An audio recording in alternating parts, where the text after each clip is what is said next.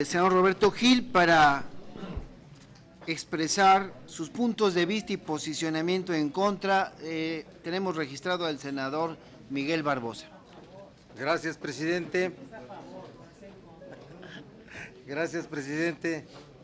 De verdad que aquí, por acá han desfilado gobernadores, representantes de organizaciones sociales, en favor y en contra, y los gobernadores han dicho de cómo.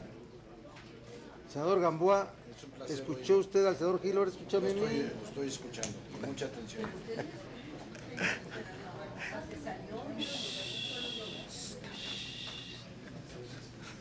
Bueno, y hemos escuchado en contra y a favor. Y los gobernantes reclaman una situación de asedio en contra de la seguridad pública. Y en sus funciones de gobierno, es cuando exigen la presencia del ejército en labores de seguridad pública. Ahora nos dicen que el propósito de esta minuta no es abatir la inseguridad pública, sino es regular la facultad del Ejecutivo en su competencia sobre seguridad interior en su vertiente de seguridad nacional. Fíjense nada más. O sea, entonces, de plano, estamos hablando de dos cosas diferentes, absolutamente diferentes. A ver, nadie va a convencer, una parte no va a, los que están en contra no van a convencer a los que están a favor y viceversa. Está claro que así es. Representamos visiones diferentes de país, representamos visiones diferentes de nuestro concepto constitucional. Lo que la ley, esta propuesta de ley que se está discutiendo, propone, es desarrollar el concepto de seguridad interior sustituyendo al de seguridad pública. Esas son las razones de inconstitucionalidad básicas y ahí está todo el desarrollo para poder hacer participar a las Fuerzas Armadas con un marco legal, a sabiendas que es inconstitucional, porque todos lo saben, a sabiendas de las opiniones de organizaciones de derechos humanos del mundo, no solamente mexicanas, del mundo, lo están haciendo. Y entonces, todas las razones inteligentes para argumentar jurídicamente en favor de la ley, de verdad que no tienen ningún respaldo, ningún fundamento, pero nos respetamos. Por eso, el tema técnico creo que lo tenemos que debatir en las reservas en lo particular. Ahorita son posiciones que todos ya han manifestado de manera profusa sobre una posición en relación a lo que implica aprobar una ley de estos alcances. Por eso les digo, la aprobación de la Ley de Seguridad Interior será un grave error, un error histórico del gobierno del presidente Enrique Peña Nieto, de los grupos parlamentarios del PRI y de sus aliados en ambas cámaras del Congreso de la Unión, porque lejos de ofrecer una vía de solución al problema de la inseguridad y de la violencia que vive nuestra nación, profundizará la descomposición social. Qué lamentable, qué terrible que este gobierno termine de esta manera, con la aprobación de una ley que militariza al país, que vulnera los derechos humanos y que pone en riesgo nuestra paz social. En múltiples ocasiones hemos expuesto las razones jurídicas y los motivos técnicos de nuestra oposición a esta ley, mismos que recuperan las observaciones de las Naciones Unidas, de la Comisión Nacional de los Derechos Humanos, de la inmensa mayoría de especialistas, de personalidades y grupos de la sociedad civil. Como nunca antes, muy diversas instituciones han alzado la voz en contra de la Ley de Seguridad Interior y como siempre ha ocurrido en este gobierno, se han ignorado las críticas. Como siempre, se ha aparentado apertura, fingiendo que se escuchan las voces discordantes, pero al final, como hoy va a ocurrir, se aprueba lo que se tenía previsto de antemano. Lo que ha ocurrido en esta ley fue grotesco. Al supuesto exhorto del presidente de la República para profundizar el diálogo con la sociedad, le siguió la simulación y 9 cambios totalmente insignificantes. El gobierno no ignora el enorme rechazo social a esta ley, pero simplemente no le importa. Sus intereses y sus prioridades nunca han sido a favor de la gente. Las Fuerzas Armadas no pueden, no deben asumir la función de seguridad pública, porque su involucramiento alteraría significativamente la naturaleza de las instituciones básicas del Estado.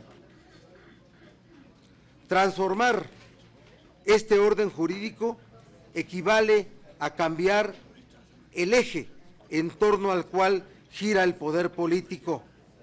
Significaría modificar su cimiento en la legitimidad social para depositarlo en una valoración discrecional y subjetiva del orden y la disciplina. Este gobierno ha perdido la visión. En las filas del Gabinete Federal no quedan estadistas que adviertan esta situación. La institucionalidad de las Fuerzas Armadas. A ver, quien conduzca la sesión, le pido que a los asesores que acompañan, por favor, Sí, por supuesto que le solicitamos con mucho respeto, pero también con mucha claridad a todos los asistentes, a las asesoras, que ¿no? pongan atención Que se callen. de manera particular a los asesores. Gracias. Este gobierno ha perdido la visión. En las filas del Gabinete Federal no quedan estadistas que adviertan esta situación.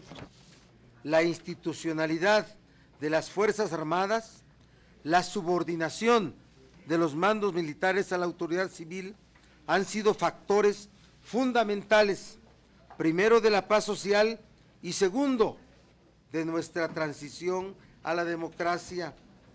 Basta volver la mirada hacia el sur de nuestro continente para traer a la memoria lo que ha pasado a las naciones cuando las Fuerzas Armadas intervienen en asuntos de orden interno, así como lo difícil y doloroso que ha sido restituir los regímenes democráticos en dichos pueblos hermanos.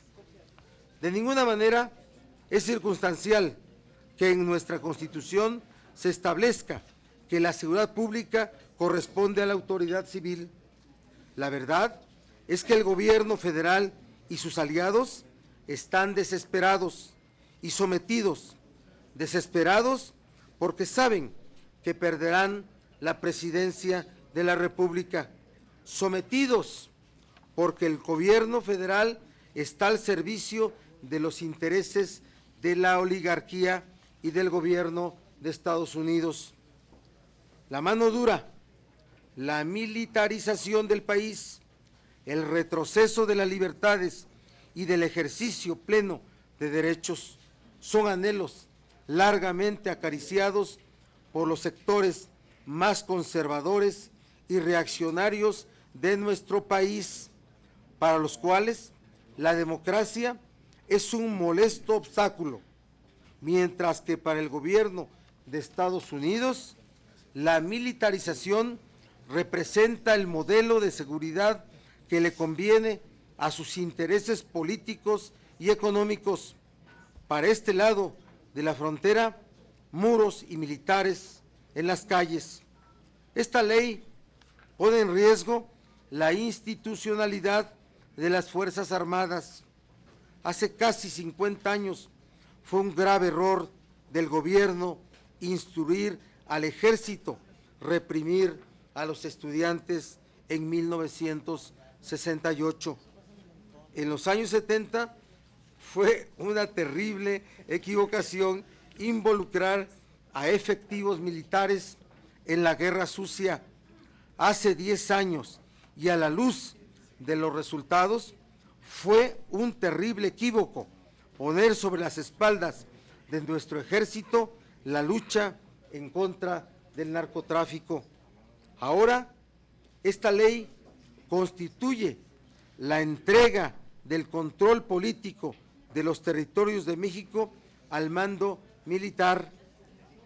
Es riesgoso, en extremo, para la democracia, fatal para las libertades y los derechos civiles, sociales y políticos. Lo que viene después no le conviene a nadie, al menos a ningún mexicano con esperanza demócrata e igualitaria. A nadie engaña esta ley. La sociedad tiene perfectamente claro sus riesgos y los motivos que la inspira. Con esta ley o sin ella, el ejército no ganará la guerra contra el narcotráfico.